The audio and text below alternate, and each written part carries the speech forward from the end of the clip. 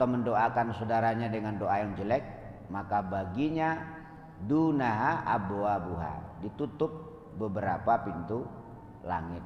Artinya doanya sudah tidak didengarkan Allah. Jadi kalau kita melaknati saudara kita, mendoakan jelek saudara kita, atau ingin saudara kita celaka, dapat musibah, maka pintu langit untuk orang seperti itu ditutup oleh Allah Subhanahu wa ta'ala. Dia doanya udah nggak didengar oleh Allah.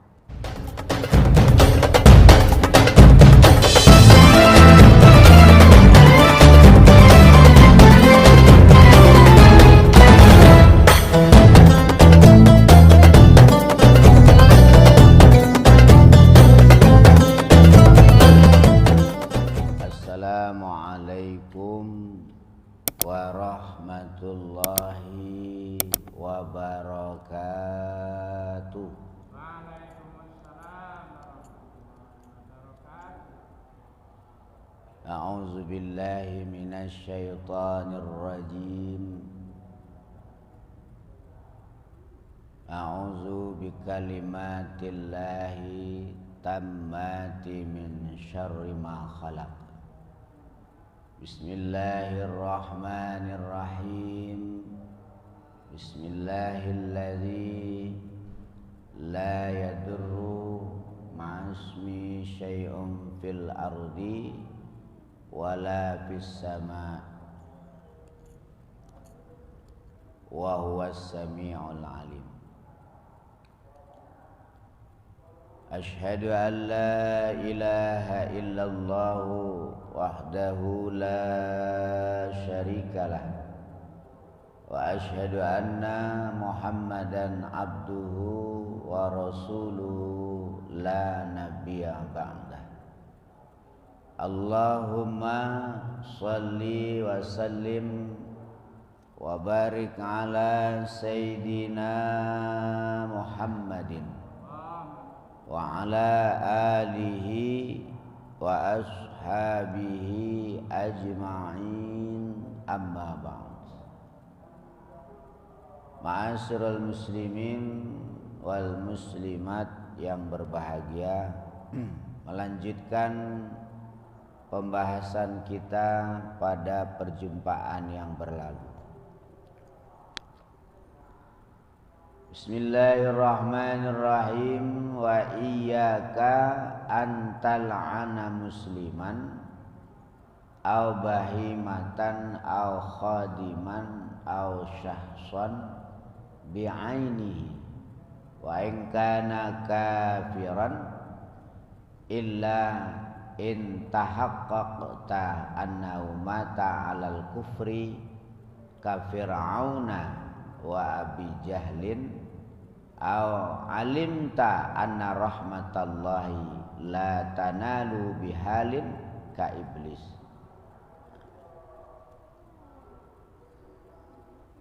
Wa iyyaka, dan takutlah kamu, antal ana, kepada hendak melaknat kamu,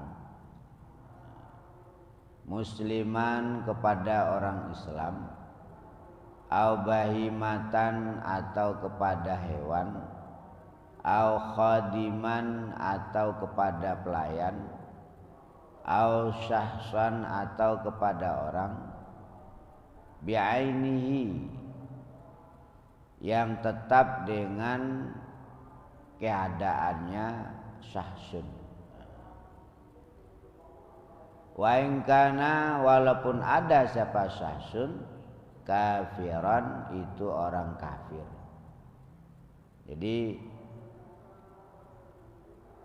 kita diharamkan atau dilarang untuk melaknati atau mendoakan jelek kepada kaum muslimin.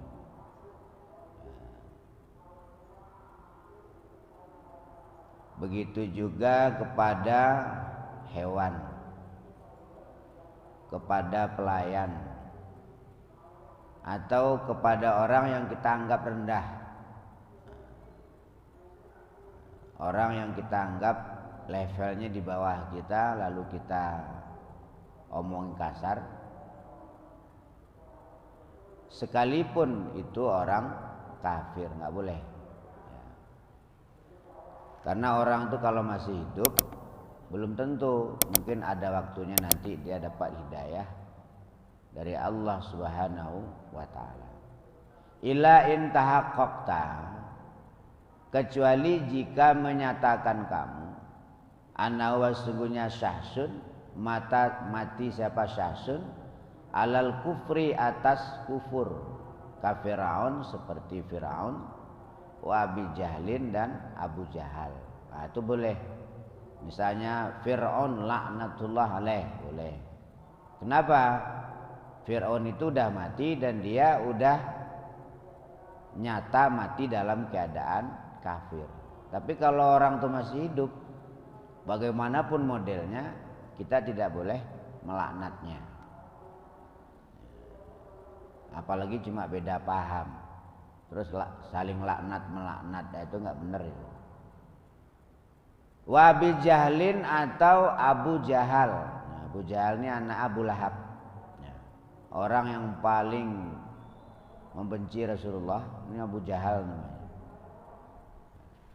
Nah, Abu Jahal ini udah jelas masyhur mati dalam keadaan kafir. Jadi kalau kita dengar nama Abu Jahal, boleh kita tambah laknatullah alaih. Awalimta, atau mengerti kamu anna rahmatallahi, kepada sungguhnya rahmatnya Allah, la tanalahu, adalah tidak mengenai apa rahmat, hu kepada syahsun, atau makhluk yang tidak mendapat rahmat Allah, bihalin sama sekali, ka iblis seperti iblis. Nah, kalau dengar iblis boleh laknatullah alaih. Tapi kepada orang Islam, hanya gara-gara tidak sepaham, tidak satu kelompok, terus saling melaknat, itu nggak boleh itu. Apalagi saling mendoakan jelek, nah, itu nggak boleh, haram.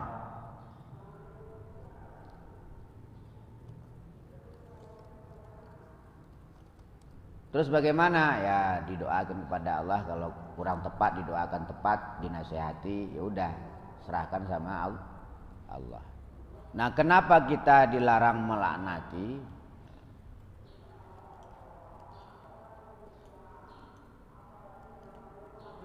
Wa'lam annal la'nata idza kharajat minal abdi tash'adu nahwas sama'i wa tughlaqu dunaha abwabuha summa tanzilu ilal ardi fatughlaqu dunaha summa tuji'u ilal mal'uni fa in wajadat fihi masaghan wa illa raja'at ala qailiha.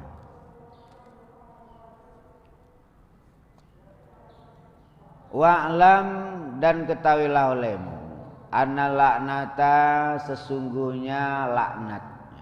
Jadi kalau kita udah melaknat seseorang, itu ucapan kita itu tidak akan bisa hilang.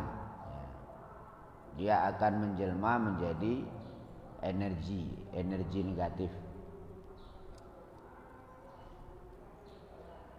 Anna laknata, sungguhnya laknat, iza kharajat, tak kala keluar apa laknat, minal abdi, dari seorang hamba. Ya. Di saat seorang hamba tadi mengeluarkan kata-kata yang melaknat atau mendoakan jelek, ya, seperti ceritanya maling kundang. Maling kundang itu dilaknat oleh ibunya. Akhirnya apa? Dalam legendanya maling kundang menjadi batu. Sebenarnya ibunya juga keliru, itu nggak perlu dilaknat. Kalau anaknya udah nggak mengakui dia sebagai ibunya, ya udah suruh pergi. Doakan kepada Allah supaya anaknya dapat hidayah, nggak perlu melaknat. Ya. Jadi maling kundangnya anak durhaka, tapi ibunya juga kurang pengalaman. Anak itu durhaka kan tetap anaknya, tidak boleh dilaknat. Akhirnya karena ibunya tadi itu emosi, anaknya dilaknat akhirnya maling kundang sampai sekarang masih jadi batu, lengkap dengan kapal-kapalnya, dengan aksesorisnya. Ya. Itu contoh laknat itu. Ya. Jadi kalau kita punya anak, walaupun durhaka kayak apa anaknya, jangan dilaknat, lebih baik didoakan saja. Tapi saya sakit hati, ya udah, kan punya anak.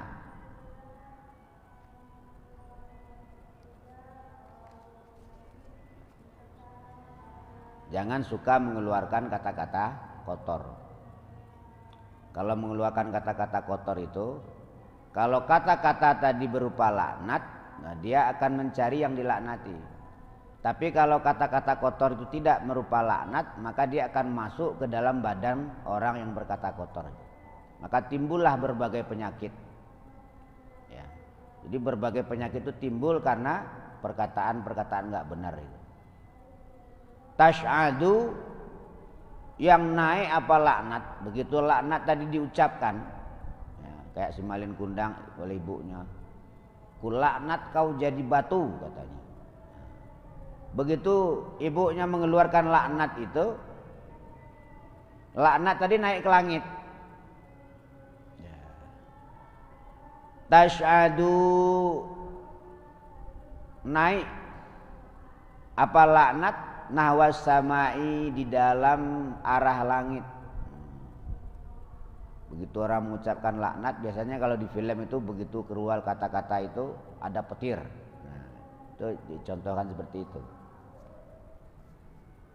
Fatwaghlaku, maka dikunci, dunaha, sebab laknat tadi, abwabuha, apa beberapa pintu langit.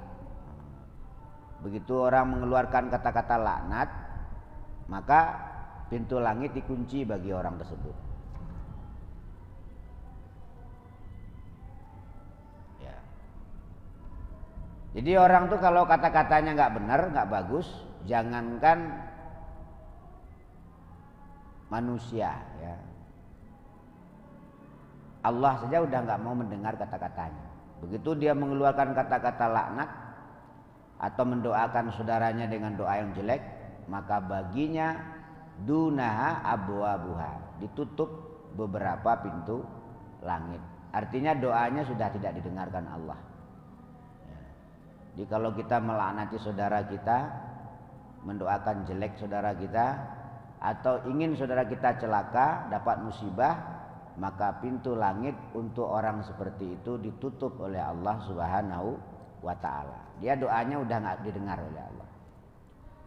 Kemudian summa tanzilu, kemudian turun apa laknat tadi, karena pintu langit ditutup, ilal ardi, kepada bumi. Fatwaghlaku, maka ditutup, dikunci apa pintu-pintu bumi, dunaha, karena laknat tadi. Nah, jadi laknat tadi mengawang kayak kuntilanak ya, nggak menginjak bumi, nggak. Jadi laknat tadi, kata-kata laknat tadi menjelma menjadi energi negatif, makhluk Allah yang mengerikan. Naik ke langit nggak bisa, mau balik ke bumi nggak bisa, akhirnya dia mencari orang yang dilaknati oleh orang tadi. Fatwaghlaku duna summa taji'u, maka kemudian datang apa laknat, ilal mal'uni, kepada orang yang dilaknati. Dicarinya siapa yang dilaknati tadi itu. Fa'in wajadat, maka jika menemui apa laknat tadi, fi, di dalam orang yang dilaknati, masagon, ya, tempat turunnya laknat, maka masuk apa laknat. Jika orang yang dilaknati tadi itu sesuai dengan yang dilaknati tadi, maksudnya betul-betul orang jahat, maka laknat tadi masuk ke dalam orang yang dilaknati. Nah, maka kena musibah dia, ya, kayak maling kundang itu. Kata ibunya maling kundang. Jadi di saat laknat tadi dikeluarkan dari mulut orang yang melaknat, laknat itu naik ke langit, kemudian ditutup pintu-pintu langit. Laknat itu turun ke bumi, ditutup pintu-pintu bumi. Akhirnya laknat itu gentayangan, menjadi energi negatif, jadi makhluk yang mengerikan. Dia mencari orang yang dilaknati. Summa tajiu ilal mal'un. Wa in wajadat fi masawan. Jika orang dilaknati itu pantas menerima laknat itu, maka kenalah dia. Kalau nggak pantas balik kepada yang melaknat. Nah, hati-hati itu. Kadang kita melaknati anak, padahal anak itu belum pantas untuk dilaknati. Kita laknati aja, kita omongin jelek ya. Akhirnya balik kepada yang melaknati. Jadi penyakit ya. Jadi penyakit karena laknat itu biasanya pindah-pindah. Kadang di kepala, pindah ke pinggang, pindah ke perut. Itu penyakit dari bangsa kata-kata yang kotor tadi itu. Lain medis, kalau medis itu nak mau pindah-pindah. Tapi kalau penyakit dah pindah-pindah, kadang di dada, kadang di punggung, kadang ke kaki perginya. Kayak berjalan dia di dalam badan itu. Nah, itu biasanya kata-kata kotor, sumpah-sumpah palsu, dan lain sebagainya.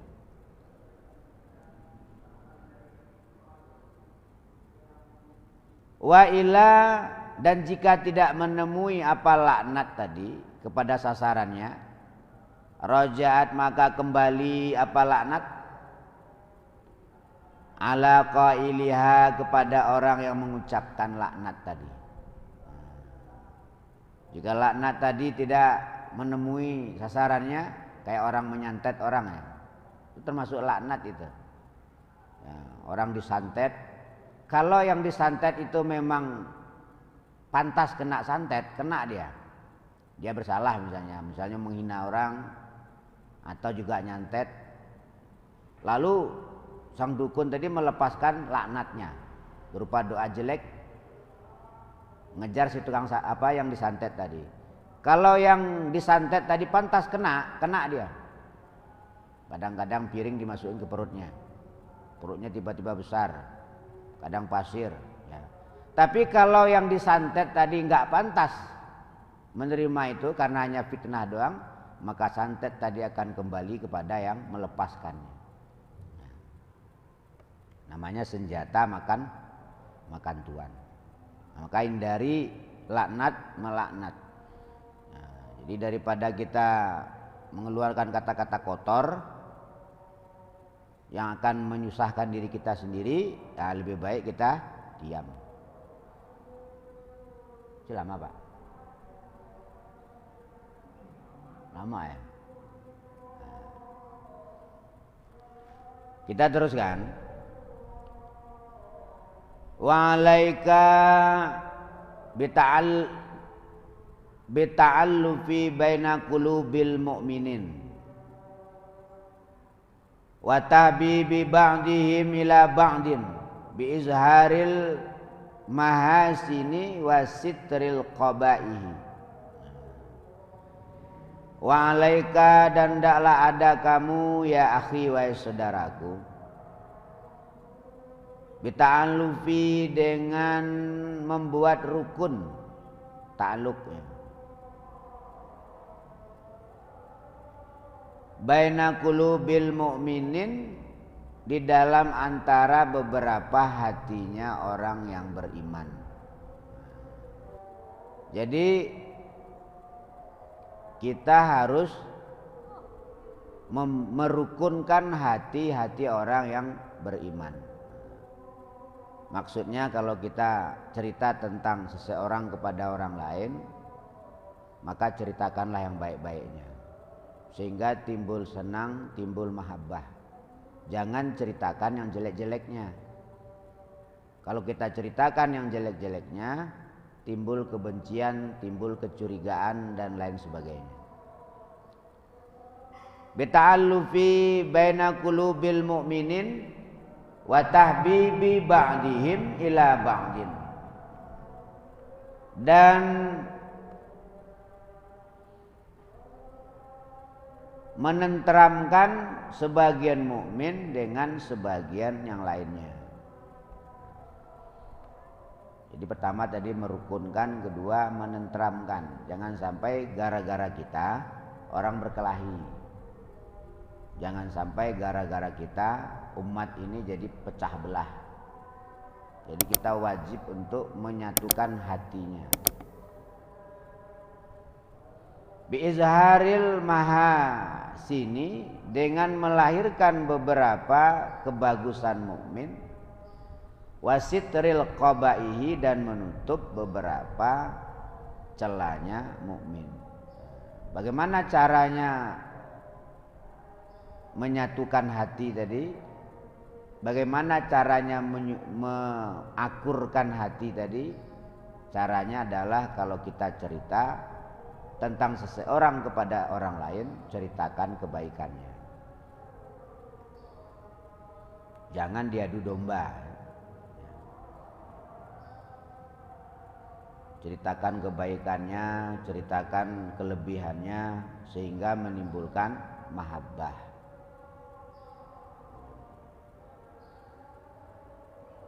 Keburukannya gimana? Wasitril qabaihi, ditutup. Tapi kita ini enggak, kadang-kadang kalau kita cerita tentang orang itu, yang paling enak itu nyeritain keburukannya. Nah, itu paling lazat itu. Kenapa sih orang kok menggosipin orang, ngomongin orang kok enak? Karena mulutnya dikencingi setan. Pan betah dia. Di orang tuh kalau udah ngomongin jelek orang lain, nah itu udah minum air kencing setan itu. Air kencing setan itu bagi orang yang gosip lebih enak daripada susu. Cekuk. Seger.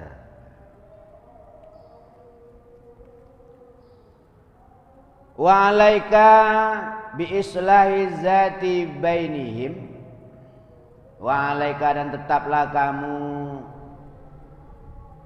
bi islahi zati bainihim, kepada merukunkan kelompok-kelompok yang berpecah belah. Bainihim, di antara mukmin. Ya. Jadi kalau ada kelompok yang pecah belah, maka kita akurkan, ya, menjadi juru damai, ya, juru islah.